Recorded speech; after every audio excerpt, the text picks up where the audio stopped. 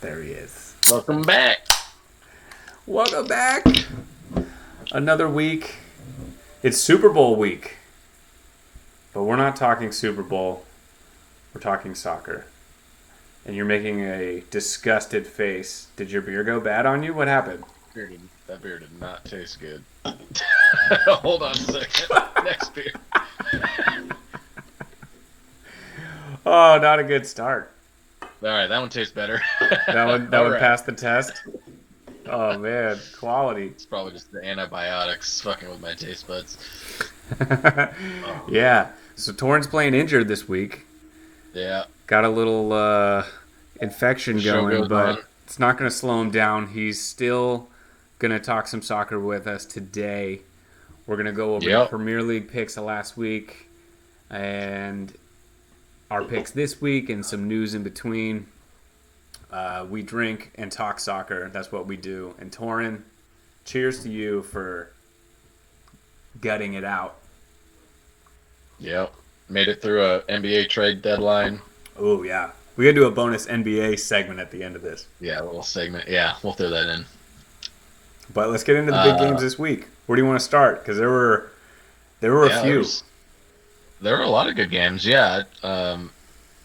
Obviously, Premier League back in full swing after the week off with the FA Cup the week before. So lots of really good games.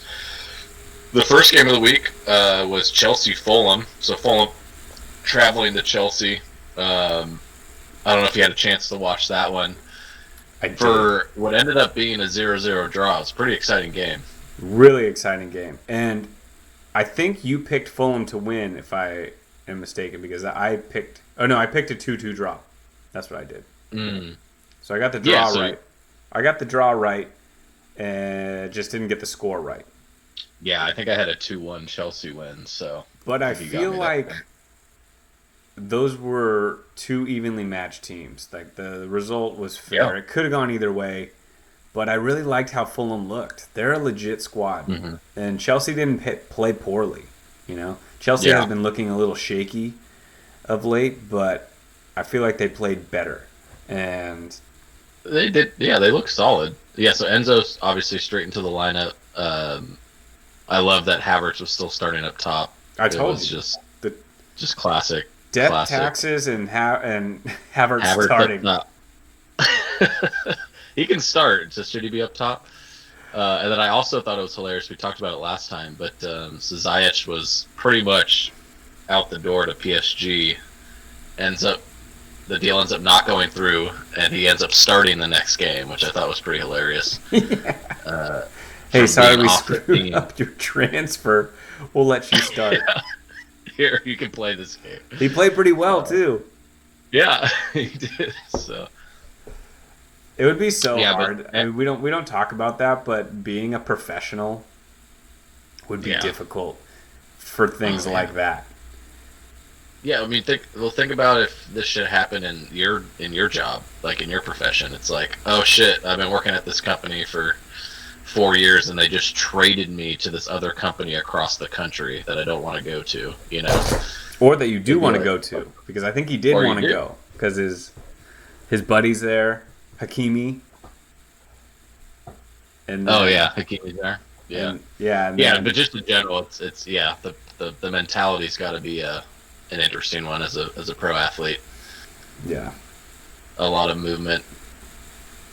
But yeah, echoing what you said, Fulham I thought looked really good, really consistent just throughout the whole season, and I felt like in this game they showed like several different styles.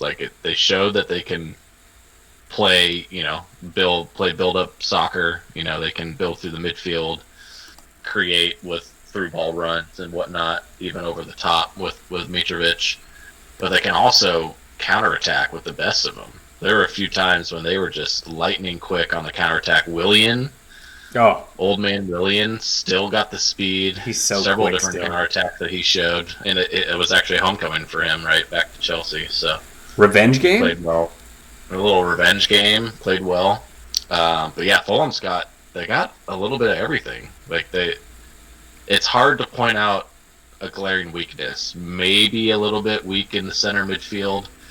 in terms of creativity at times, but they're really solid all the way around the pitch. But So yeah, exactly. They played really, really solid. strong team. I think they know who they are. They know how to play together, and yeah, they didn't have the ball majority of the time. I don't have the stats up in front of me, but they definitely were second in possession. But that doesn't mean they were an inferior team. I think, Yeah. and they could have easily won that game. Yeah, So, I mean, yeah, you're right. Possession was skewed towards Chelsea, but shot chances created was pretty much equal, right? mm-hmm.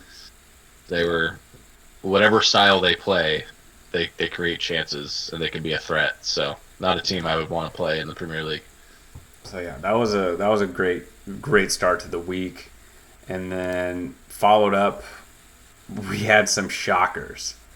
Yeah. So first shocker, we were talking about it on the transfer episode, the previous one, about how Everton is just a dumpster fire, selling all their players. They don't have anybody that they acquired, and questioning what they're doing, and they're going against the best team in the league, and Yeah. they go ahead and win 1-0.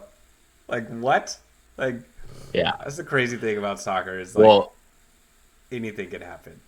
oh, exactly. Well, the second I hadn't been paying too much attention to the news after we had met and talked, but the second I turned on the game and saw that Sean Dyche was the coach, I was like, oh shit. Oh shit. They got a new look to them, and they got a new feel to them. And just immediately, it seemed like they were playing just totally different, way more cohesive. Moving, not leaving gaps in the midfield. Everyone seemed to be like shifting so tightly together that there were like a team like Arsenal that's just been creating chances like crazy. They just felt kind of stifled. It was Yeah, they played perfectly to counteract their style defensively. It was a really, really good game plan. I could be, I don't know. These are the things we don't know unless we're in the locker room. But was this a game where Arsenal just overlooked it, didn't come to play because they didn't look like themselves? Yeah, true. And it could be they were looking ahead, but they have Brentford next. Man City on Wednesday is the big one, but like Yeah. they'll come correct for that game.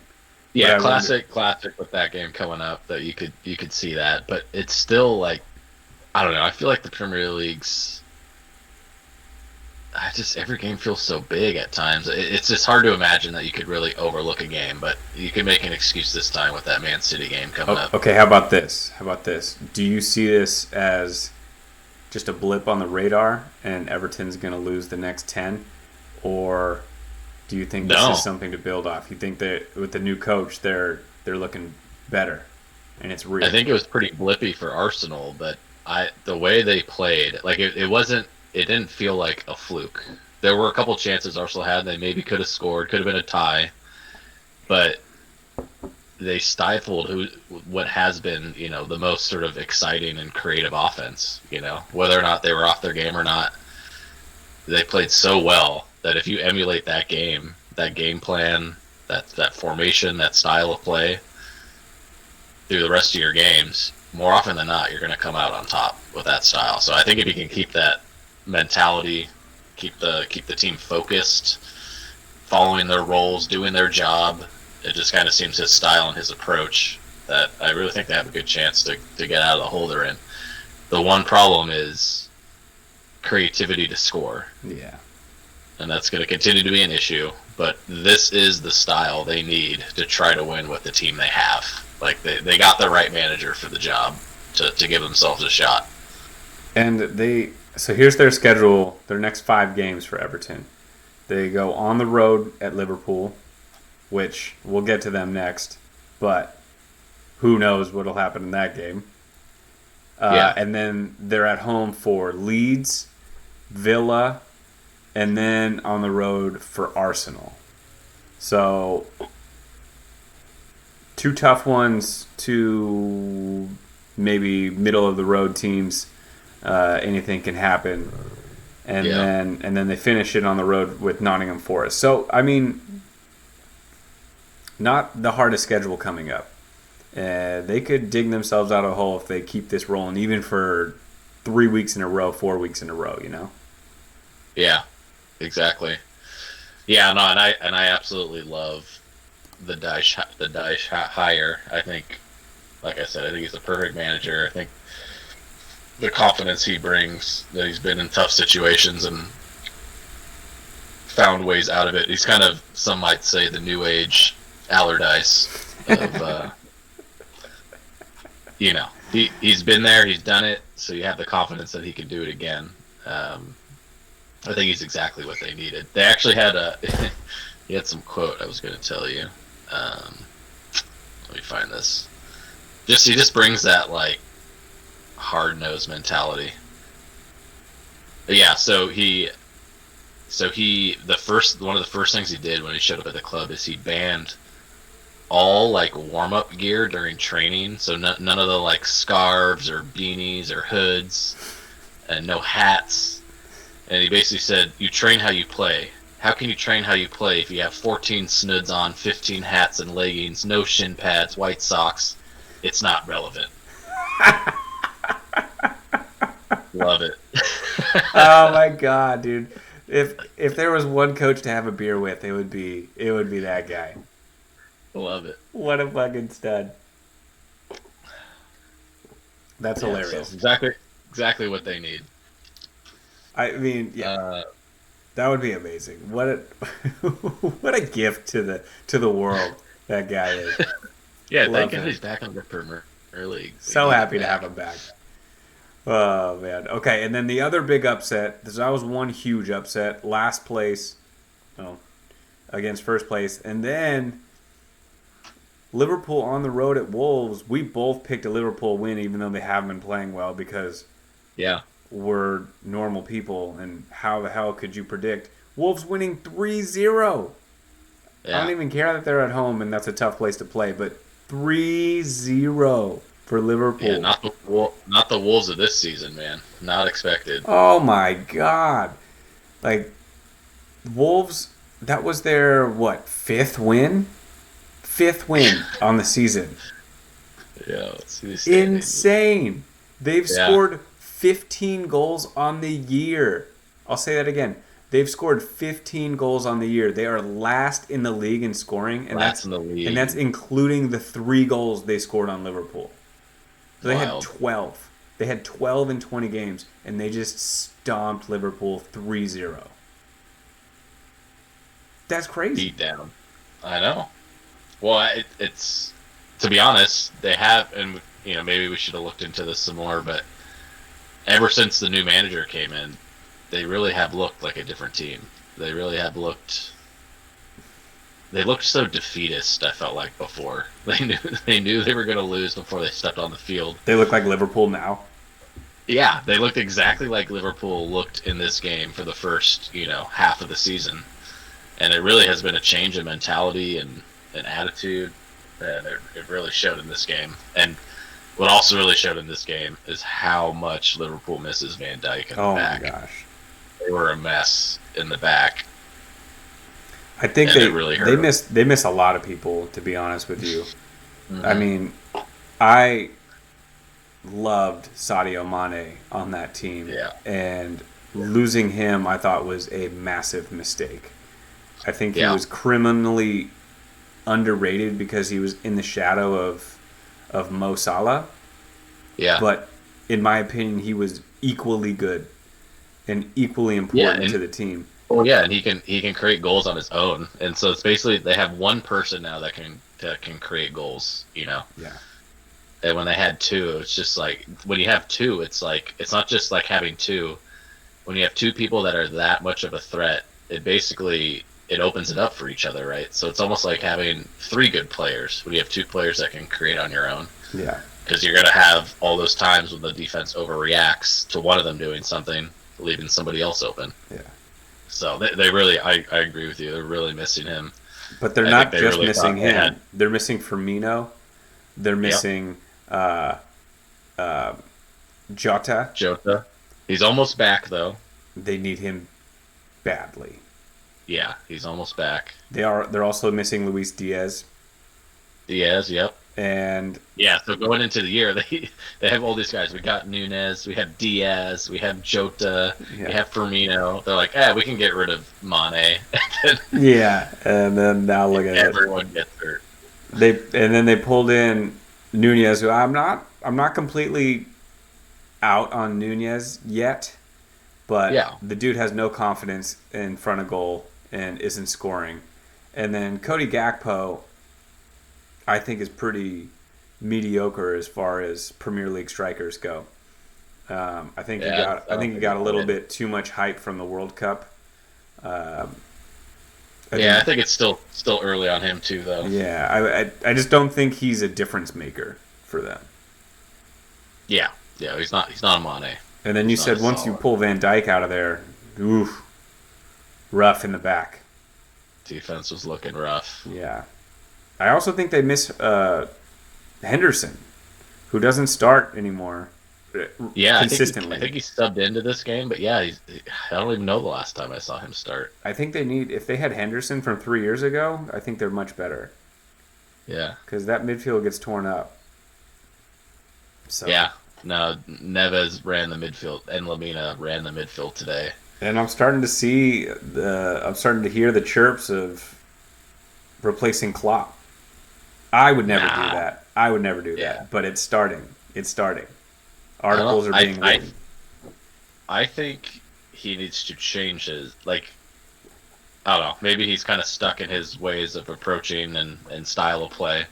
I think he definitely needs to refresh what's going on there. Maybe come with a new formation, new approach, new style, whatever it is. Something's got to change, but I don't think just changing him is the answer, at least right now. I agree. What would you do what did you think they need besides players getting back from injury? I mean, that's probably the number one thing. I really did not like the midfield they rolled out there. This Bossetich kid. Yeah, a little Spanish kid. Yeah, just not. That's not what they need in the Premier League in the center midfield. Probably the three smallest players on the field on both teams was Liverpool's midfield. Yeah. I'm fine with him. I think he's all right, but to have him next to Thiago, next to Keita, it's like, you need someone who's going to be a little more physical and exactly. Yeah, I agree with you there, definitely. Yeah, so I don't know if it's like, I don't know, get creative, switch to three at the back, put a fourth guy in the midfield there, maybe switch the up top formation. Maybe I know Salah loves being on the right side, but maybe you try switching things up, put him on the left or something. I don't know. I think he's got to try some different things with the formation and who's playing where positionally. I'm with you. Why not move Alexander-Arnold up? That dude can't defend anyway. Just play free at the back. Yeah. Because Robertson can play as a center back. He does that for Scotland, He can do anything. You could play with him on the left side of a three at the back and just move Alexander-Arnold into the midfield. That's something new and different. He's got the skill. Let's see what he can do, Yeah. Or do the three at the back, play Henderson right in front as a little diamond formation, like a defensive mid. He doesn't need to run everywhere, do everything. And then have those wing backs push up. Yeah, I think that'd be smart move too. They just need to get into European qualifying. That's their goal. Yeah. They're not going to win the league. Yeah. They're too far down. Yeah. Right now they're in 10th. But they're only 5 points out of 6th. So there's still a lot of games left. It's one of those things where all the signs obviously aren't good, but a month from now, if they have Van Dijk back and Jota back and maybe Firmino back, I don't know how far out Diaz is, but they're a team where a month from now we could be like, oh yeah, they're on the right track, they're looking good. With the right players coming back and playing in the right formation, they could be in on a totally good trajectory. So no doubt. But if they keep playing the way they are, it's been a really bad stretch. So it's one of those you definitely see going either direction. Yeah. Other games of note: Brentford won 3-0 at Southampton. I got that one right on my Pickems. Thank God. Oh, we didn't do. I think someone on the other end of the line here got last in the Pickems, and Oh yeah, we skipped all the. they might have gotten last in fantasy as well. I tied for last in Pickems with 3 other people. Yeah, and I was only 20 Still points last ahead of place, you. though. So, yeah, But yes, dead last in fantasy. I hate that thing. I know. And the Pickups is even worse because I saw Mikey yesterday. The dude is his wife's pregnant and she's due any day now, and he's got a 3-year-old girl at the house, and he is just a zombie. The dude he's not watching any soccer. I guarantee it. He has no clue what's going on, and yet he crushed it this week. Absolutely crushed it. I was in second with 50 points. I was tied with 50. He had 130. 130, yeah. Such a bad week for everyone, but He got 4. He got 3 or 4 exacts. He got 3 exact, and I think he had the right result as well. Yeah, crazy. Yeah, no, we missed the beginning, so we go through our red card drink. So we actually had 2 red cards. Oh yeah. So one of the games, I guess we'll talk about next. We'll talk about the 2 red card games next. So the first red card came in the Man United Crystal Palace game. So Man United playing at home, and Casemiro with the soft but definitely noticeable chokeout on Will Hughes. I don't know if you caught that one or not. I actually did not. I left before this happened. I thought it was really soft. He made contact. It was kind of like a shove, but because he was so much like shorter than him, his shove like kind of like went into his neck. Like it wasn't like a punch or like choke to the throat, but it was like a shove that like turned into like going up his neck. And, yeah. Like kind of him in the neck. Straight red. I thought it was total bullshit. Okay, that's what I was gonna ask. Was he on a yellow? No. All right, I'm pulling it up now. Yeah. So Man United's up 2-0 at this point. Yeah. So Rashford doing his thing. Yeah.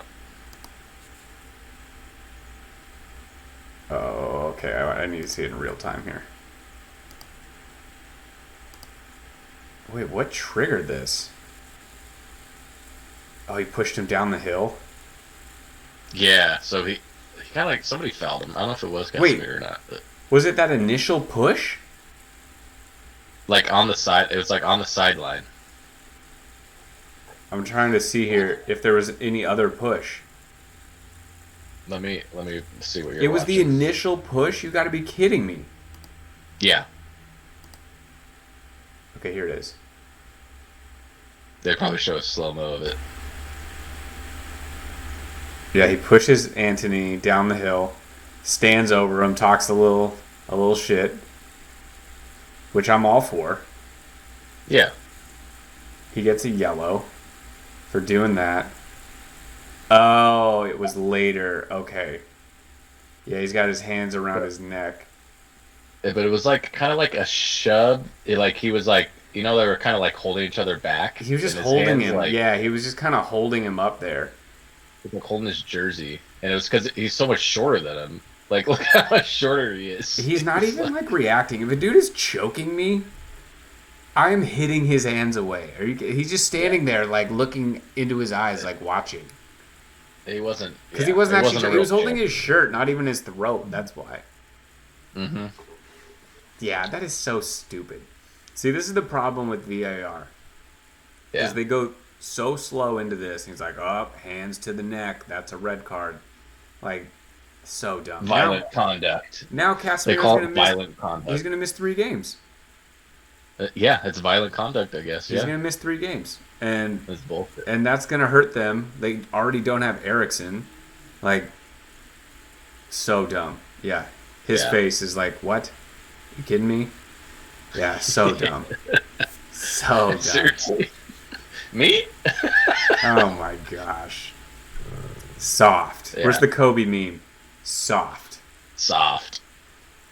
Yeah, so so ended up not really impacting the end result. So Man U ended up winning 2-1, being up 2-0 already when the red card came through. Rashford relentless, man. Just he's a beast. My fantasy captain, you mean? Oh my god. How did everyone do that? Everyone just matches each other. It's so lame. Well, everyone, he's been red hot, and he had 2 games this week, so it was like a no-brainer. Oh my god. But you had to zag. You had to be different. Yeah. Come on, people. It's all good. All right, and then, so the Brentford one, I think we can skip. Brighton 1-0 over Bournemouth, typical Brighton game. And then I watched part of just a real quick on Brighton. I just want to shout out one of the boys that made my mid-season all-star team bench, Matoma. Oh, yeah? Japanese guy? Came through in the clutch, man. I think it was the 89th minute or something? It was late, yeah. Yeah, 87. Yeah. Great goal. Yeah, anyway, next game. But they were working it. They had possession. Yeah. They had 20 shots, 6 shots on target. Like, they were the better team. Yeah. They're a good team. One I wanted to talk about, did you get a chance to watch the Villa-Leicester match? I did watch the highlights, yeah. So I was watching that live, and I didn't catch like the beginning of the first half, but I caught probably the last hour. Such a good game, dude. Such a good game. That was one of the better. A good first half, man. Huh? 5 goals in the first half.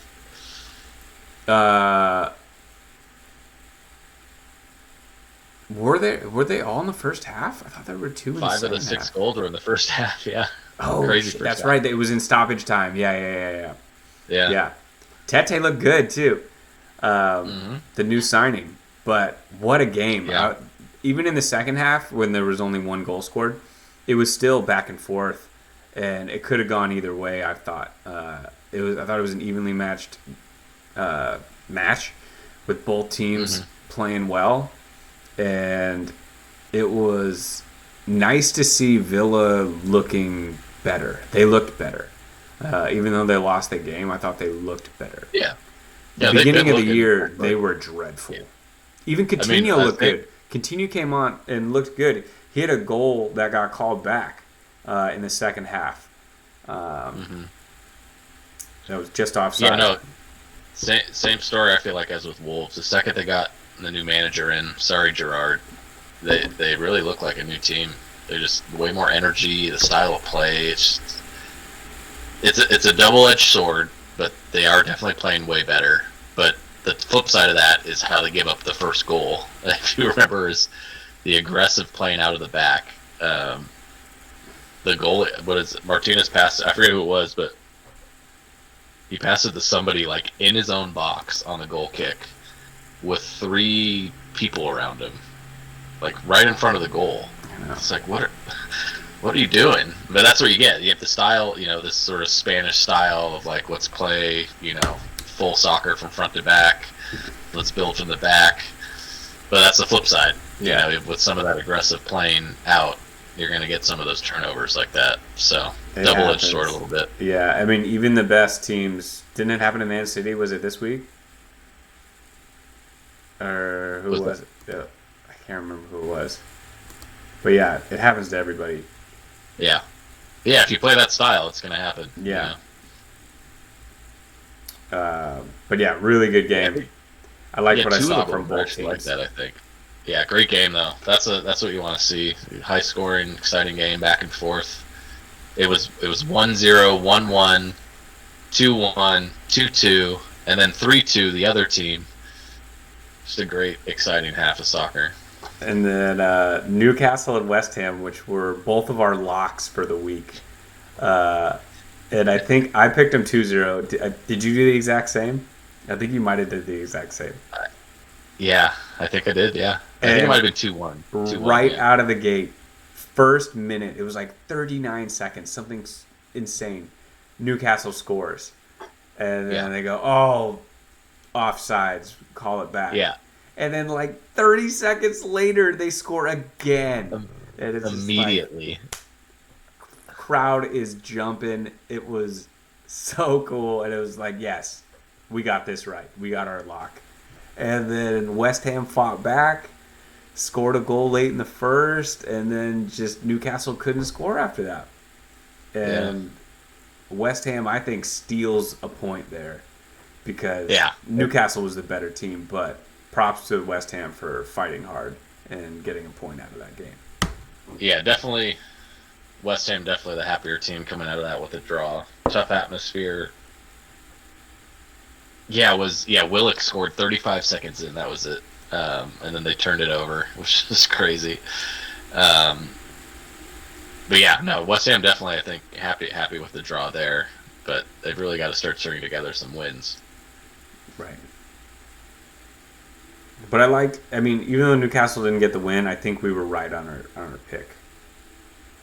I know, that's the shitty part, man. It's like so often you feel like you're making the right call based off how the teams are playing or how they play.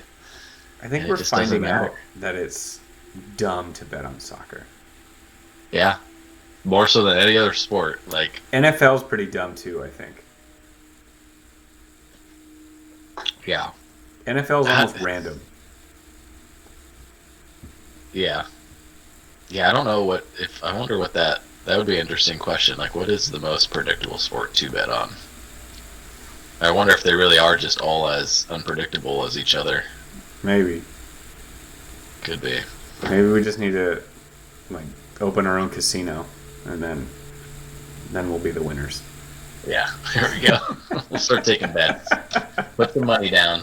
The all right. Casino. I'm gonna skip over Nottingham Forest and Leeds. The only thing that is, I think, a call out there is Jesse Marsch was fired after the loss 1-0 to Nottingham Forest.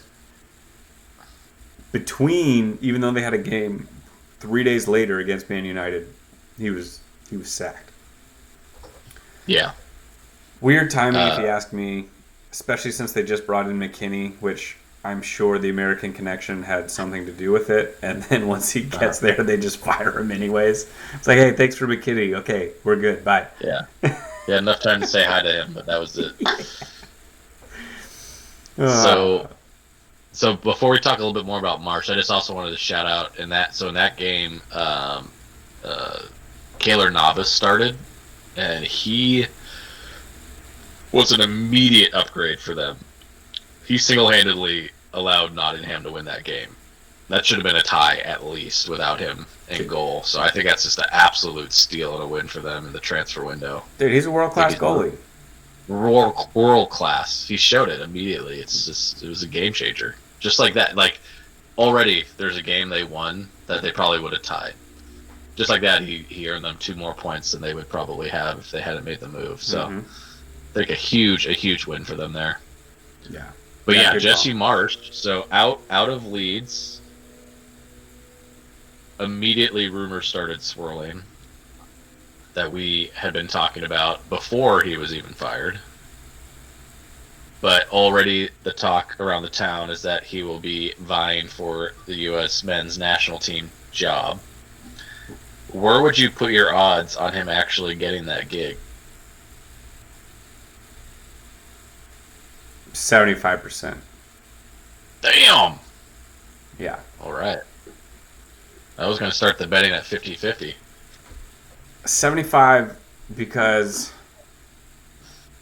we keep going back to the well with American coaches. And this American coach, obviously the timing is perfect. I don't know what other targets they were looking at, but he's now available. And I feel like he's had success outside of the U.S., which is a huge feather in the cap. Mm-hmm. And then I hope that they are considering this, but he plays a very different style than Berhalter. And a lot of the issue I had with Berhalter, and I'm hoping others that are making this decision had, is that his style was, it didn't put our players in the best position to excel, in my opinion. It was very dry, very, I don't even want to say defensive oriented, but it was just bland. We scored 2 goals in qualifying. 2 goals. Mm-hmm. We got out of the bracket with 2 goals. So, like, Jesse Marsch is a lot more free flowing. It's a lot more easy on the eye, and I think it fits the skill set of our players better. So I'm hoping he's the front runner. Yeah. No, I think it'd be. I would love to get a international coach and get some new blood in there. But if we're gonna have to go U.S., I think Jesse Marsch is a good choice. I agree. I that same thinking here. You know, he is going to be the best option of the best of both worlds, right? As you're saying, if we're going to keep our strategy of it being an American, being a guy that played for the national team, but also mixing that with actual outside of the U.S. success and experience, he's the only way to go, I feel like. So, yeah, I'm hopeful for it. I feel like this is going to be like a long playing out drama, though, with everything going on with Berhalter. So, I don't know. I don't know what to expect in terms of timing or anything like that. So, well, they got to get moving quickly, though. I mean, it's qualifying's already like like on the doorstep. You know what I mean? Like, we're 3 years out. We have games coming up. We got to get a coach. We got to get a roster. We got to start working. So I feel like, is there anyone that's been out of a job besides Berhalter? Like, take Berhalter out of it. Is there anyone else that is sitting there that they've been eyeing or talking to be like, hey, are you interested? Like,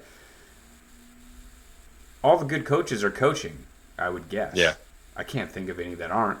So, who else would it be? I mean, that's got to be him. I think it's the only way. Here's another thing. Would you call, this is probably a bigger question, but would you call the U.S. Performance in the World Cup a win or a loss? A success or a failure? I would say it's a success in the scheme of, how do I say this? It was a success for the USA, but an underwhelming performance from the actual squad that we had. Yeah. I thought we could be so much more dangerous in that knockout stage game than we ended up being. Maybe it's because we worked so hard in the earlier games, but it felt like the team had more potential there. But if you take all the team away and you're just like, oh, USA is going to make it to the knockout, it's like, that's pretty successful. So we know we had more potential to play much more aggressive and creative soccer with the right players being out there. So that's the part that's so disappointing and underwhelming. Yes. I agree with everything you said. I think where we ended was a success, like, as far as getting to the knockouts. Mm-hmm. However, I feel like there was so much potential untapped. Yeah. So, I think to a casual fan, success across the board. But I think to someone really paying attention, we could have been better. We should have been better, in my opinion. It could have been better, man. Yeah. And it comes back to style. I mean, that was the style he wanted to play, and it got us to where it got us. It's kind of the risk-reward approach, right? We could have played a little bit more risky soccer for potentially a higher, better outcome, but we were too scared to do it. We went conservative a lot of times, and that's what you get. You get a just good enough outcome. Yeah. All right. That was a U.S. sidebar. I'm just going to drink a considerable amount because we mentioned like 8 U.S. players. You're a little under the weather, so the drinking's toned down a little bit, but that's all good. I'll make up for it for you. Thank you, sir. Yeah, so we got one game left, or 2 games left to talk about, actually. So the second red card of the weekend, and really probably the biggest blockbuster game of the weekend, we had Tottenham hosting Man City on Sunday with the surprise upset 1-0. I'll tell you what's not surprising is that Romero got the red card. That dude is just a walking red card. He is such a liability as far as getting kicked off the field. He is so dirty, man. My first comment on my notes is Romero is fucking reckless. He's so reckless. Dude, his yellow card was so bad. So bad. It was bad. That first one was bad. That could have been like in another situation. It could have been a red. Like in my opinion, it was worse than that fucking red card that Casemiro got. Yeah. Oh, for sure. That one could, if you hit the guy the wrong way with that type of tackle, you could break his leg. You know. And it's not just like you could tell. You can tell he knows exactly what he's doing. It's not like, oh, he was a little late on that.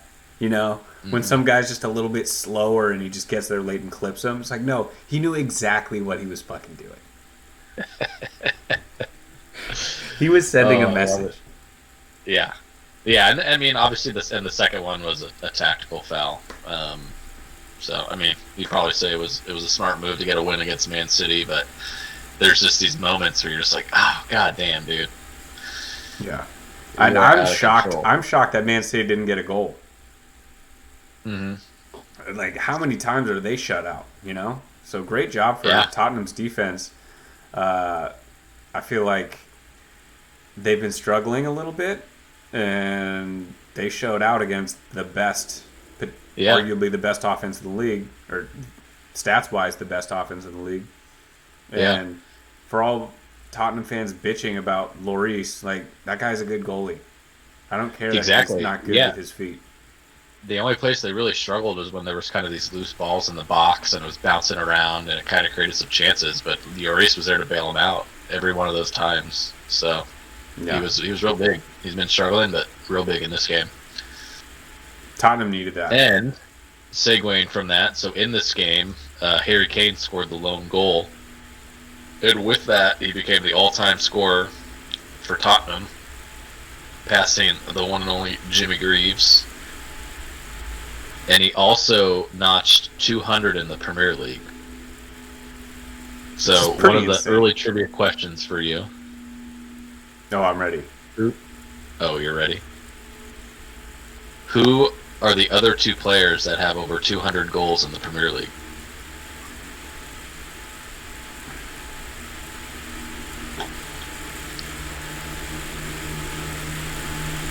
Oh, I meant ready like I'm excited for the question, not ready like I know the answer. Okay. Any idea? I always say Shearer, but it's not Shearer. Yeah.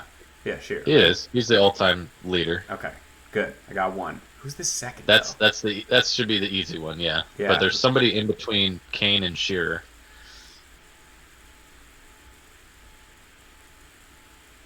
Is it Rooney? It is Rooney. Let's go. 208 goals. All right. So listen to these stats though. This is pretty crazy. So Rooney scored 208 goals on 491 appearances. Shearer scored 260 goals on 441 appearances. And Harry Kane scored 200 goals on only 304 appearances. Wow. So he's only 8 goals behind Rooney with 187 less games. That's Say pretty that wild. one more time, because that's crazy. He's only 8 goals. 187 less games. That's literally like 4.5 seasons of appearances less that he played than Rooney. That is crazy. Yeah. 304 appearances, 200 goals. So his goals per game is .66. Rooney's was at .42. And even Shearer, who holds the record 260 on 441, that still only pans out to a .59. So he leads, Harry Kane leads in terms of goals per game for the top three at .66, .07 ahead of Shearer. So if he continues on for another 3, 4, 5 years at this type of pace, He could get Shearer. He's going to get Shearer, yeah. He could. Dang. That's crazy. Do you have the list in front of you, or are these just your notes? I just have those three. You're looking for like fourth and fifth? I'm curious. Yeah, I'm curious who is, if there's anyone active on the list that maybe... That could threaten? Yeah. I off the top of my head, I can't think of anyone. No, I'm looking at it right now. Yeah, so you got those three up top. Then fourth is Andrew Cole. Fifth is Sergio Aguero. Yeah, I knew he was on the list somewhere. Seventh is Henry. 8 is Robbie Fowler. 9 is Jermaine Defoe. 10 is Michael Owen. The next closest person active is Jamie Vardy at number 14. Vardy, okay. Yeah, but he's tailing off. With 134, and then Salah at 15th with 127. Okay. Yeah, Vardy's not going to get there. Yeah. And surprisingly, Romelu Lukaku makes an appearance on the list at number 20.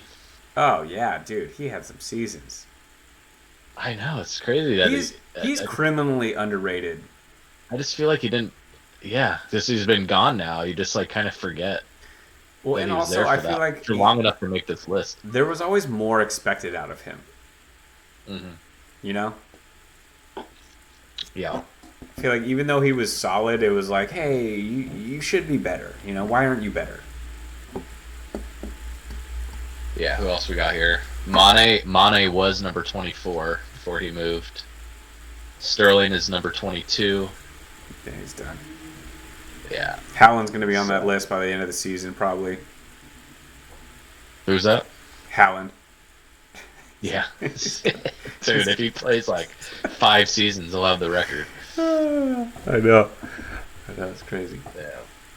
And Son Heung-min 3 goals away from 100, so might be 200 and 100 goal celebrations for the same team. Does the Premier League have a Hall of Fame? They must. Right? I don't know if they have a Hall of Fame. Like, I'm on the Premier League website right now. But they did, for the 30th anniversary, which was last year, I believe. I think they did, like, an all-time team or something. Or, like, the top 30 players ever. Something like that. Only to dig that up. But, yeah, I don't think there's actually a Hall of Fame. They did, like, the NBA 75. Yeah, basically. Same idea. Yeah. But yeah, so great upset for Tottenham. And then today was a makeup game. So Man U hosting Leeds. Really exciting game. Leeds out to an early lead. And then went up 2-0 after halftime. Before... Excuse me. Oh. Core's not sitting right. Before Man U clawed back. And shout out the first Jadon Sancho sighting in a very long time. Yeah.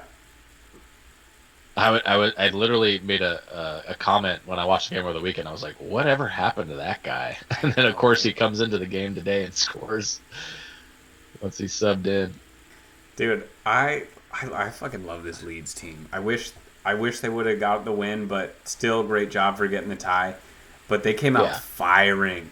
And it's sad to see Jesse Marsch go. But McKinney's starting on the squad now. We just need to get Aronson back in form. I just named 2 Americans. Drink. But we got to get Aronson back in form because he's been struggling. He didn't start this game, and he shouldn't have. He hasn't been playing that well. Bamford started, but Mm-hmm. Dude, they're fun to watch. This team would suck to play against if you were a defender. Be like, ah, shit. What do you say? How do you pronounce it? Nanto? Yeah, Willie That little Nanto like is 5'5" ball of electricity flying at you, and then yeah, like, and yeah, they got their midfielders are tough. I just feel like they're super fun.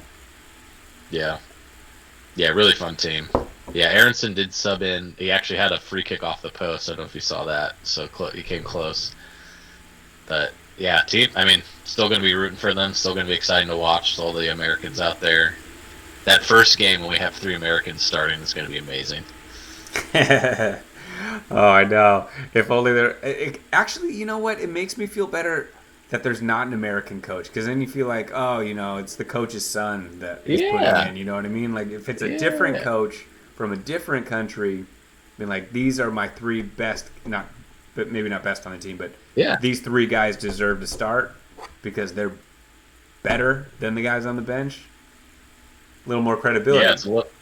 Oh, straight up. Yeah, it's a little bit of yeah. You can be. It's extra insurance that it was the right choice that they're there in the Premier League. So Well, yeah, that'll feel good when that happens. I think if I would love to talk to a Leeds fan, but the only Leeds fans are probably in England. I don't think there's any American Leeds fans before this year.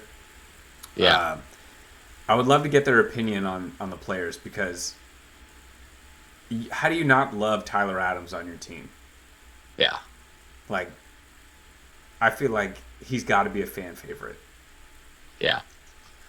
No, it's interesting. So not for Leeds, but similarly. So I have a coworker that's a huge Chelsea fan. So when Pulisic first went over to Chelsea, I kind of asked him that question. I said, "Hey, what do you really think about him?" Mm-hmm. And this was for Pulisic in particular, right? But it wasn't just outright negative, right? Which I thought any English person would be like, "Oh, just an American. He sucks."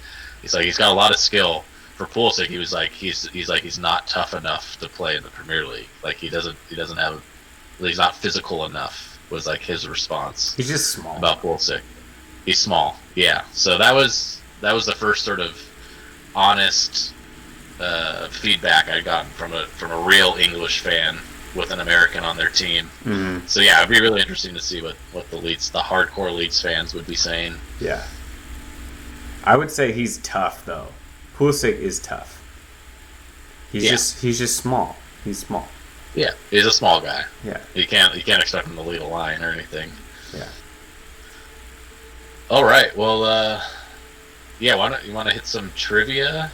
My trivia is real quick, so Yeah. I can start with mine. All right. So this is active. These are full roster. But I was curious about the nationalities in the Premier League, because the Premier League is the best league in the world. We have 3 Americans on Leeds. How many total players from each country are there on in the Premier League? So I pulled the stats here. We have a total of, what was crazy, 78 countries represented in the Premier League. Wow. I'll give you the easy one first. What country has the most? England. England has the most by a long shot. A long. These are full rosters, so this isn't like only starters and subs. Okay. This is like people on loan as well, like everything. Yeah, there's a lot of English people on the back end of benches and shit. Yeah. Yeah. So England has 439 players represented in the Premier League. Okay. Second place. What is that percentage? 439 out of how many? Hang on. What is there, like 22 on a team? Well, on my list here, let me do it this way. Hang on.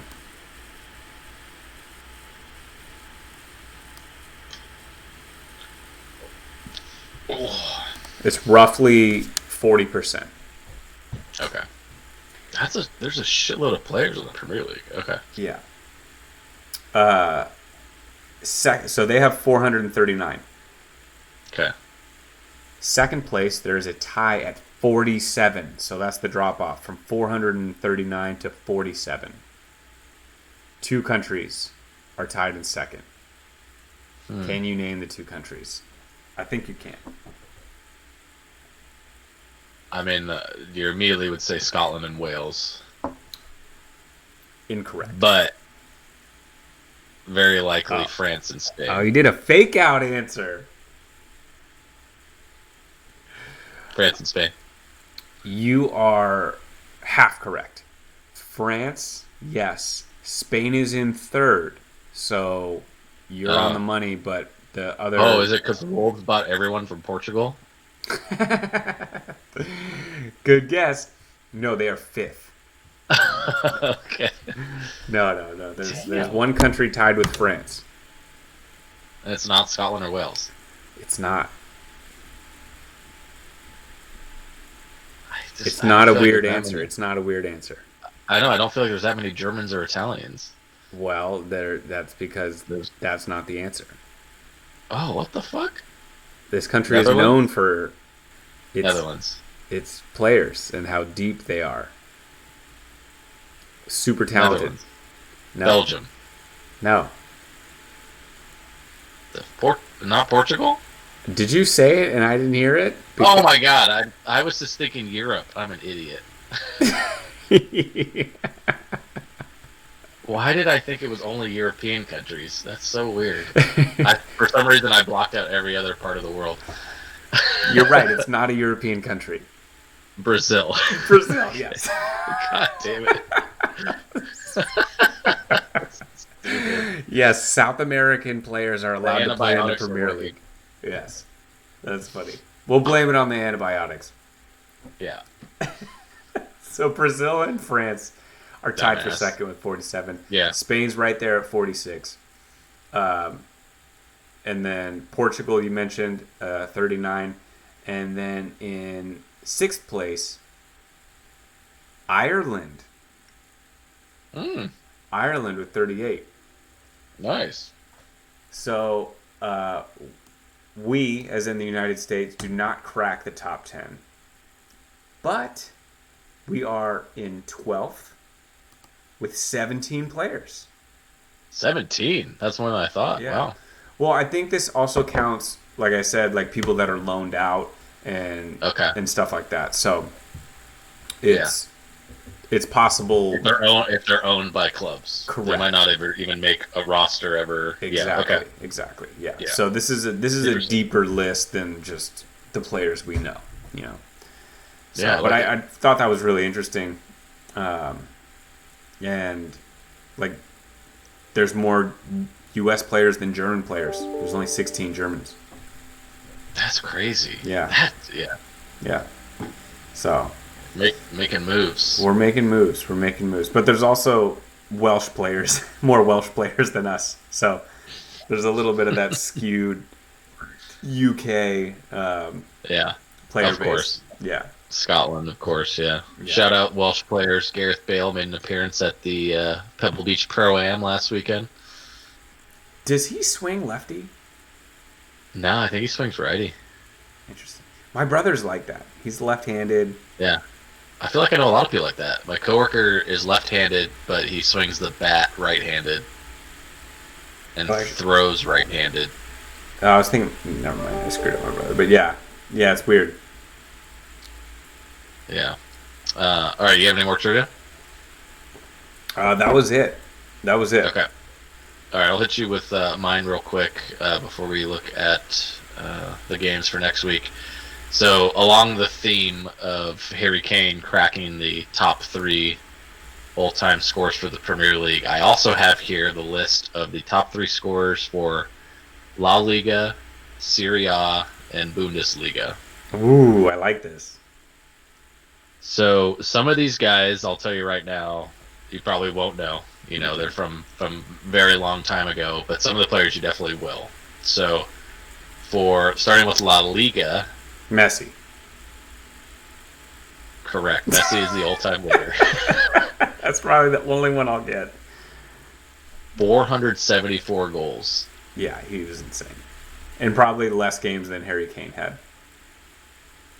He actually played a lot more. He played almost 200. He played over 200 games more than him. Oh, that's true, because he was like 16 when he came up. But his goal per game is .91. He almost averaged a goal a game. Teams don't average that. Games. There are teams that don't average that. Yeah, insane. All right. One other person on the top 3 you will know.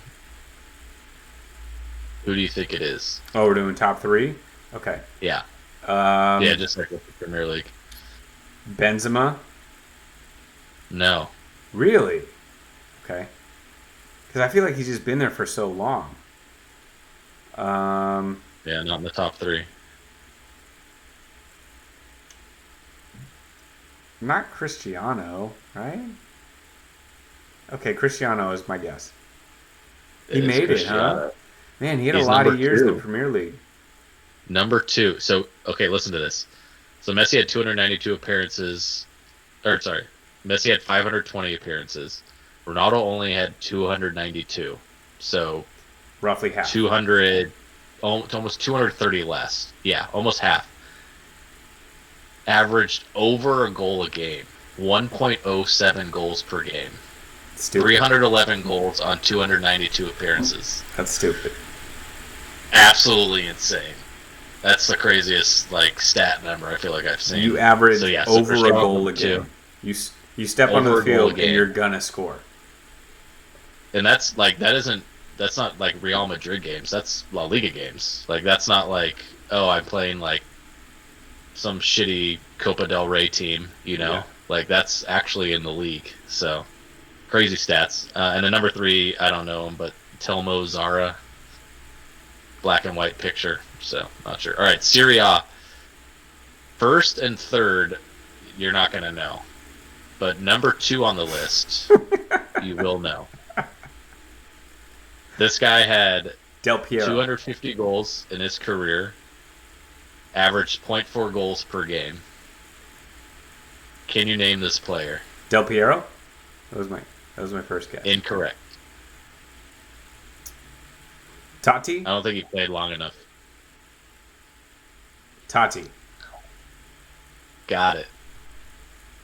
Let's go. 619 appearances in Serie A. Dude, so when I was in Rome, I think I told you, obviously Totti's retired. The amount of Totti jerseys I saw just walking around the city was insane. Insane. It was they don't even sell other Roma jerseys. It's like the blank Roma jersey or it's Totti. No other options. I love it. He'll just always be on the team. I told you I got my son one. It's a little big for him. It's for a 4-year-old. So a Totti one? Yeah, oh yeah. It's in his closet. Oh fuck yeah. He's ready. That's awesome. It'll be ready. Yeah, wait for that moment. I got to see him in it. All right, last but not least, Bundesliga. Oh, it's going to be tough. So, 2 of the players on this list are older. One of them you will know, maybe not the top of your head, but he's definitely a name you'll have heard before. But one of the 3 is a modern player. Can you at least name the modern player on the list? My brain instantly went to Lewandowski. Correct. Okay. He's number 2 all time, 312 goals on 384 appearances, .81 goals per game. Number 1, give you a chance to guess, older player, but not black and white older player. Color TV days. I don't think I'm going to get it. It's a name we've talked about in the past with trivia and things like that.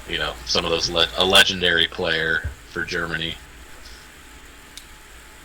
Just trying to think who played on Bayern. It's got to be a Bayern player, but I don't know. Yeah. I don't know. Gerd Muller. Muller. Yeah, of course. 365 goals on 427 appearances. What was that? What was that per game. coach's name who was in the Premier League that we found out was like a really great goal scorer in the Bundesliga? Hasenhüttl, right? Yeah, that was his name. Yeah. Nice pull. Yeah, dude. Is that full? Yeah, because you did a trivia where you asked me, like, who do you think was the best player? And I named him out of all of them, and it was right. Dude, I was shocked. He had a ton of goals to his name. Yeah. All right, well, good job on the trivia. You nailed it. Ah, thanks. I will drink to that. All right, so real quick before we quickly run through the games for the weekend, one big piece of news we skipped over, haven't talked about at all, came out on Monday, I believe, was a memo from the Premier League telling Man City that they broke over 100 financial fair play rules between 2009 and 2018,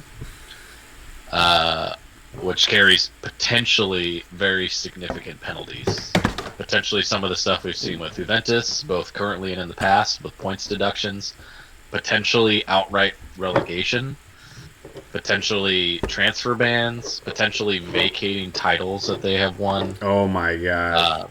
So a lot of directions this could end up going. Obviously, it's going to be a crazy legal battle, I'm sure, with Man City hiring probably the most expensive lawyers in the world. Right. But regardless, really sort of bombshell news coming from the Premier League towards what is and has been the most successful recent team in the league. Wait, so what kind of financial infractions can bring this type of heat? Like, what are they doing? So, yeah, I tried to read into it a little bit. It's kind of confusing, but it sounds like they did several different things, and then on top of it, so this investigation supposedly has been going on since 2018. So, not only do they have the penalties for what they did, they had even more penalties tacked on because they were obstructing the investigation. So that made it even worse, right? So that's how they ended up like with over 100 broken rules. But the main part of it, it sounded like, is they were misrepresenting the value of players' contracts, right? And also coaches. So particularly with Roberto Mancini, supposedly there was some like consulting firm that was paying him out of like whatever, Saudi Arabia or something. So he was very likely being compensated to coach the team. So they were paying people under the table. Paying people under the table, which probably has tax implications. It has implications for profitability of the club. So what the financial fair play all comes back to is they don't want people just spending ridiculous money and not having profitable teams just because they want to win, right? You need to show that you're a functioning business, right, and that you're financially responsible. And Man City's the perfect example of a team that doesn't follow those rules. They just spend whatever they want to get whoever they want. Exactly kind of what we're seeing with Chelsea right now. Chelsea's right? like, hold my beer. Yeah, exactly. So that was part of it. And then they were also misrepresenting. So that was one way they were lowering their costs, was by paying people under the table or not fully disclosing what they were really paying them. And then they were also misrepresenting how much they were making from sponsorships. So like ad revenue and all this type of stuff, they were saying they were getting more than they were really getting, or they were overpricing what it should have been, and they were probably being paid same thing through shell companies or whatever out of Saudi Arabia that were paying them more money so that the club looks like it's more profitable. My question is, sorry to jump in there. Yeah. Who cares? Like if they want to lose money and win the league, who cares?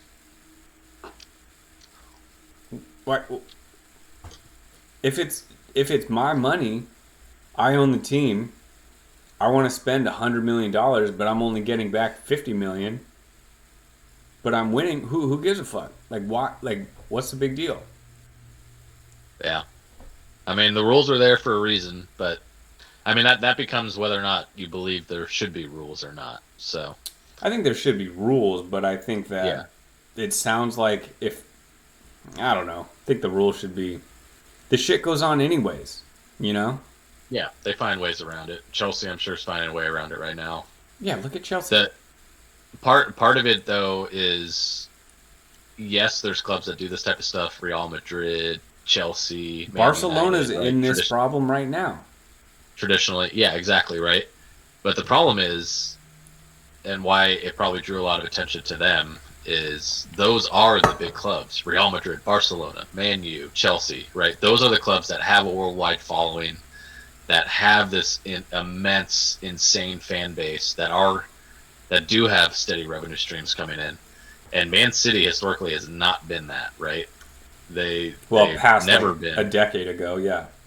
exactly right. So many of the numbers, like I think that's part of what was going on, especially in those early years, the 09 to like 2012 range, is the numbers just they didn't make sense because they were not a big enough club to be performing the way they were supposedly in the books. So, and I'm sure over time, as they got more successful, it probably came closer and closer to being truthful in the books. But earlier on, they probably really weren't, and they gave them an edge, in those early years. So, yeah, I don't know what to expect. I heard somewhere that they said that a trial like this could take up to almost 4 years to complete. So, yeah, we may not hear any sort of outcome for a long time. Lawyers just keep postponing. Yeah, it's bullshit. All right. Yeah, and then somewhere I also read that they hired a law firm that costs, what was it? Somewhere between $5,000 and $10,000 an hour. Wow. You're dropping like $100K for a day's worth of work from them. Wow. Hey, if they ever need an intern. Damn, that's insane. Yeah. That's insane. All right, any other news? I see your notes on here, but like I can't decipher what they mean. Oh yeah, those are just some asides. Yeah, there's a couple bits of news. Yeah, I thought it was interesting. So we talked about all the transfers last episode. The biggest one being the Enzo Fernandez transfer. What I thought was interesting is later found out that his previous club before he was on Benfica was River Plate in Argentina.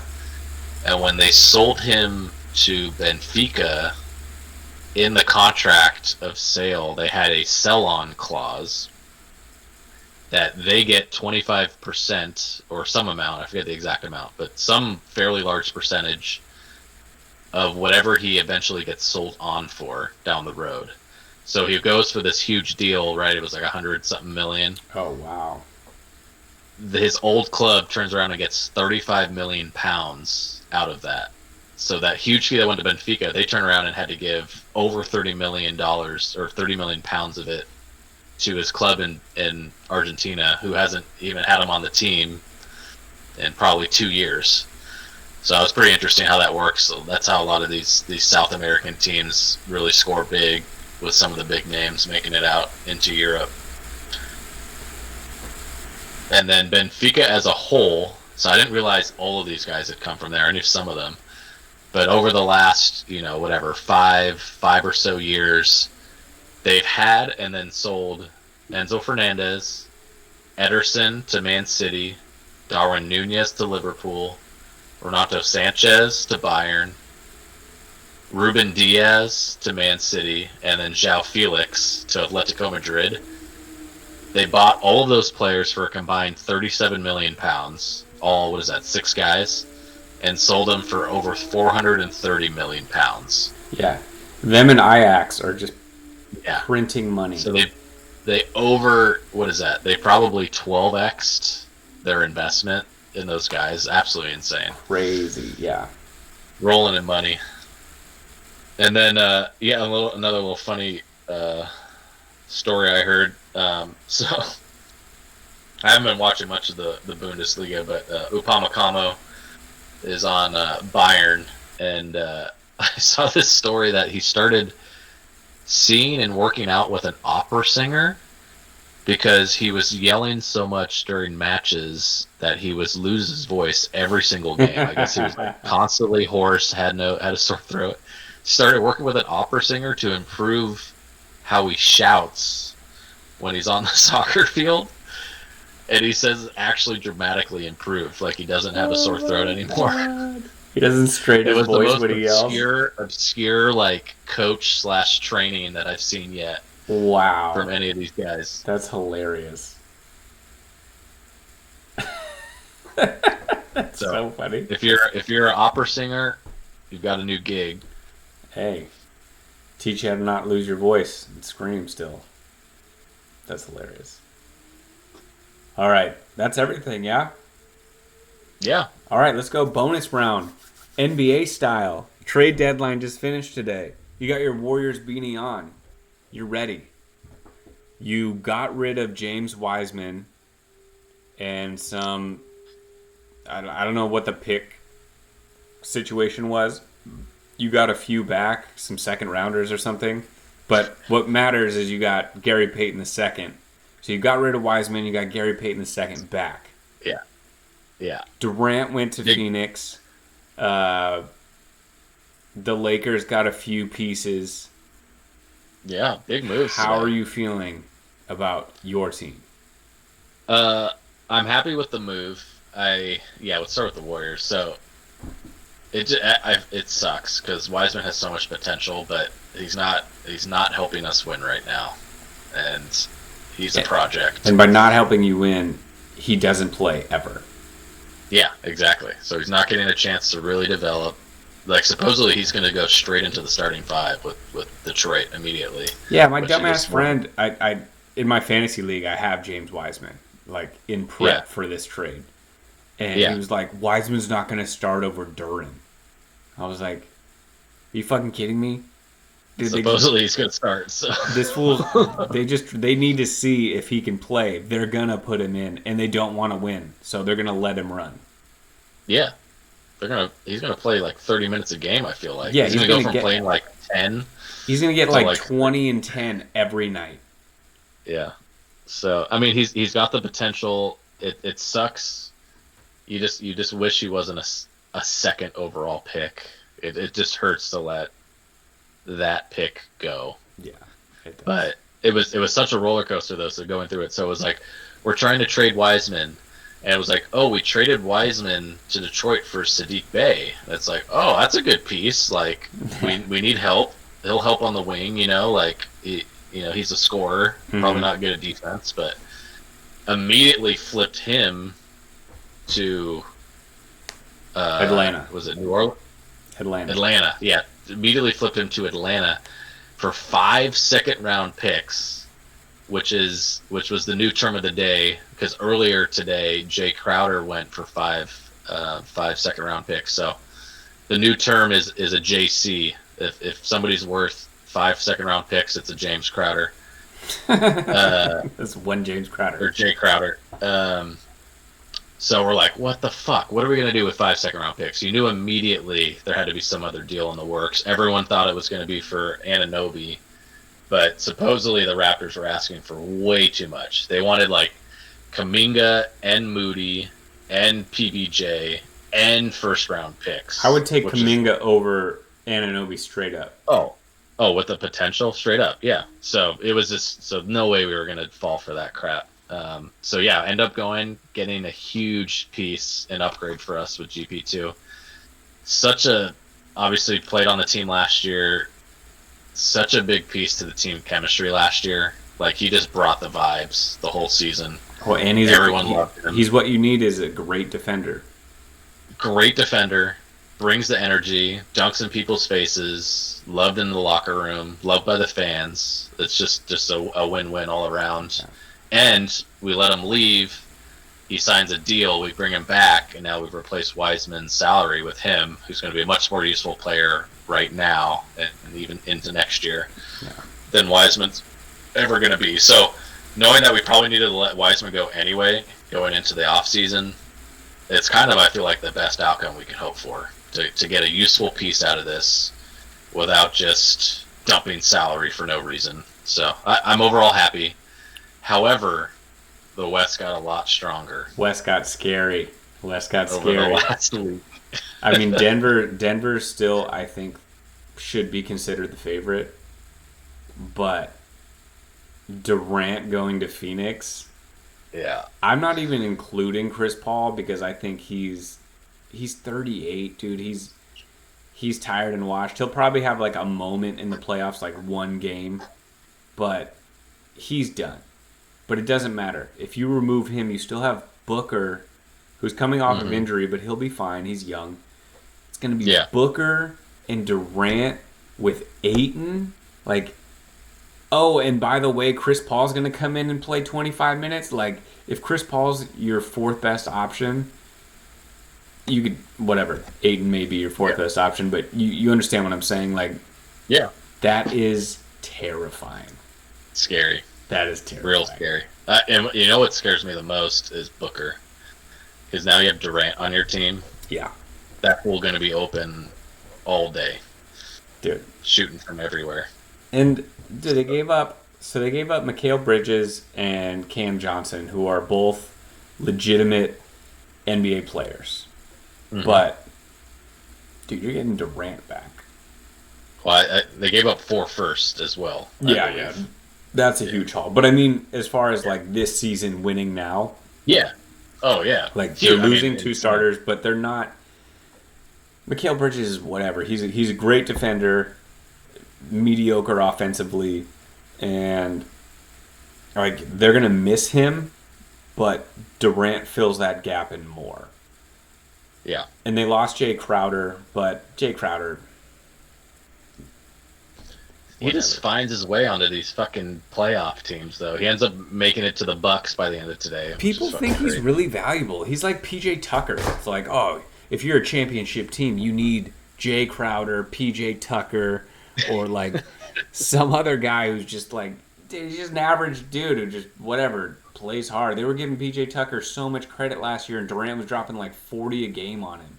They're like, oh, Durant's time. He just really gives him problems. Durant's just like fucking scoring left and right. Didn't slow him down at all. I just don't understand it. Yeah.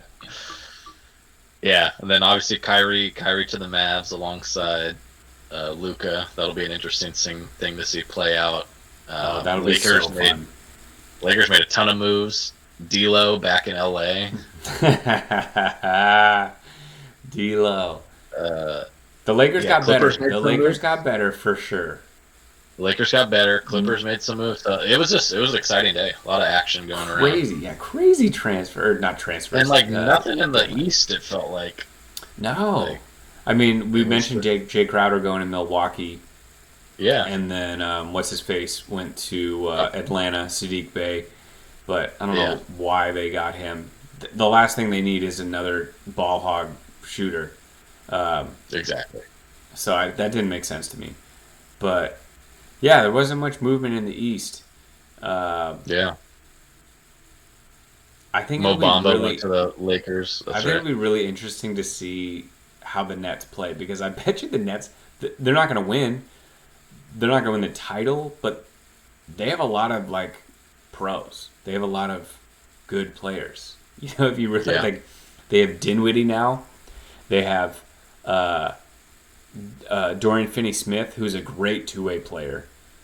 And I think will be even better without Luka, because Luka is a ball hog. And then huge ball hog. And then they got Cam Johnson and Mikal Bridges. Those guys are all like long, good, like two-way players. And they still have Seth Curry. They still have who's the white dude that can shoot? Joe Harris. They got Claxton. And they got Claxton. And then I don't even Ben Simmons. He's garbage, but like he's still on the team. Like that team. That team's gonna make the playoffs. Like they'll be in the playoffs for sure. And then they pick up all these firsts. Like they're gonna have a solid team, and they're gonna start building on it. I feel like. Yeah, I mean it's not the end of the world. Kyrie is a cancer. I cannot believe I would never trade for him. That was a horrible trade by the Mavs, if you ask me. Like, I don't know. That's not going to end well. I mean, they probably don't expect him to sign because he's going to be a free agent at the end of the year. But it just doesn't make sense to me. And I don't think they're a threat to win anything. Maybe get into round 2, but if they run into the Suns or even the Grizzlies or the Nuggets in round 2, forget about it. They're done. Yeah. So. Yeah, I love it too. I didn't realize this, but sometime pretty recently, John Morant made some Twitter posts like, "Oh, we good in the West," as if they were going to win the West. We're not scared of anybody. How about now? Dumbass. God, I hate Memphis so much. Oh my god. Oh yeah, so crazy deadline. It made me think like, how come there's no trades in the Premier League? Like they have transfers, like you pay for a transfer. They just remove the trade part of it, where it's like, hey, you get him and I get your player back. You know? Yeah. I guess I don't really see it. I guess it's because, I mean, it must be structured differently, but it must have something to do with the salary cap to a degree. But I mean, you could do it in the NBA. Like, why aren't there transfers in the NBA where it's like, hey, we're gonna pay you for this guy. We're not gonna get anything back because we're paying you for this guy. Yeah, I don't get why that doesn't happen. Yeah. There has to be rules against it, I guess. I mean, but that would be, yeah, I don't know. I mean, it's because of salary cap. That's the reason why, right? Because you can only have so much salary space on your team. So if you're gonna go buy somebody, you got to give up salary, right? Well, it kind of happens. You're gonna go add this huge salary. It kind of happens without it though, because it's like John Wall. John Wall got traded from the Clippers back to Houston, but Houston's just gonna waive him. Yeah, they're just dumping him, so they're just eating the contract, and essentially, they're paying him to go away. Yeah, so they don't have to pay extra salary. That's weird. I don't know. Yeah. Well, any of these teams that are flirting with the luxury tax, it makes a lot of sense, I think. But the teams that aren't, I guess I don't get it. Yeah. But yeah, crazy trade deadline. That Durant trade is insane. I know. God, it hurts so bad that he went to Phoenix. Oh. I mean, stay in the East. Yeah. I think when they left, Brooklyn was like 3rd in the East. Yeah. They were playing so well until they got hurt. It was crazy. Until they got hurt. It's crazy. It's so wild how it can go. It wasn't that long ago when it was like Durant, Kyrie, and Harden all on the same team. And they were like, no one's going to beat this team. With the Kyrie trade, the Psy, the owner, I guess there were comments that came out that he specifically didn't want him to go to the Lakers because he knew that's where he wanted to go. And then also rumors that he wholeheartedly supported Durant going to Phoenix because it would immediately fuck up Kyrie's chances in the West as well. Which I hope it's true. I wish he would have gone to the Lakers because I think the Lakers would have been worse than they are today. Oh, it would be such a dumpster fire. Yeah. It would be awful. Yeah, so Joe Tsai has a home in San Diego. Oh, okay. And he owns what does he own? Is it the Loyal? No, he owns some San Diego team. And there's all this like it's not real, but these people being like, so I think Joe Tsai's plan is piss off Brooklyn fans as much as possible and then relocate the team to San Diego. Good luck. It'll never happen, but I wish that it did. It should have been the Clippers. Nets. The Clippers, the Ballmer is an idiot for thinking he can own LA with the Clippers. He should have just taken the Clippers back to San Diego. We have the eighth. Yeah. We're the eighth biggest city in the country. Like, Yeah. it would work. Look at the Padres. Yeah. It can work. Yeah. Yeah, it would have been a smart move. I don't get it. Don't get it. He thinks when you're at that level and you're worth $20 billion and you've been successful at everything, business in your life, you gotta feel like you can do anything. It's like, yeah, we can own LA. Fuck, we'll build our own stadium. We'll do this. Like, we're gonna win. That's what we're gonna do. You know what I mean? Like, yeah. But yeah, it's hard to tell those rich, successful guys that they can't do it. Yeah, they need the right people in the room to tell them what's up. Yeah, I'd be like, dude, no one cares about the Clippers in LA, and they won't, no matter how many titles you win. He's gonna hold it against them forever. Yeah. All right. Well, real quick before we go, we got to hit some prop bets. Oh, okay, yeah.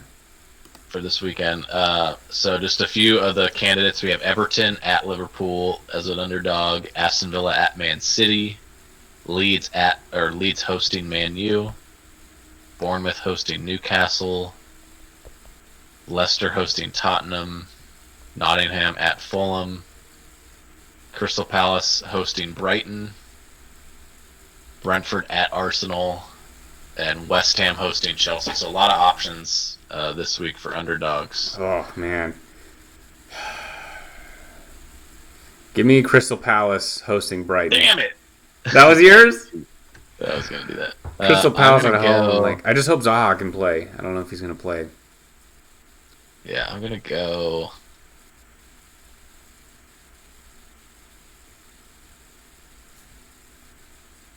Oof. It's a tough week. Yeah. A team I think can get a draw. I think... I'm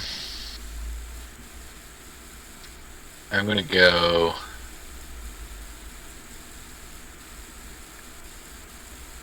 Give me... No, I'm going to go Everton. I think they'll pull a draw out. Oh, all right. Back-to-back points, huh? And for Torin and Crystal Palace for Austin. All right, there we go. Prop bets are in. Let's go. Full slate of games coming up this weekend.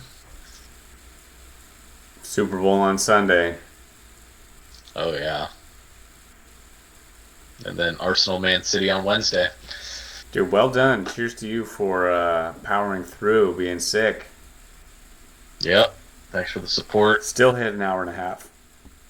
I know, somehow. Well, all right. Be healthier next week. Sounds good. All right. Back at full force.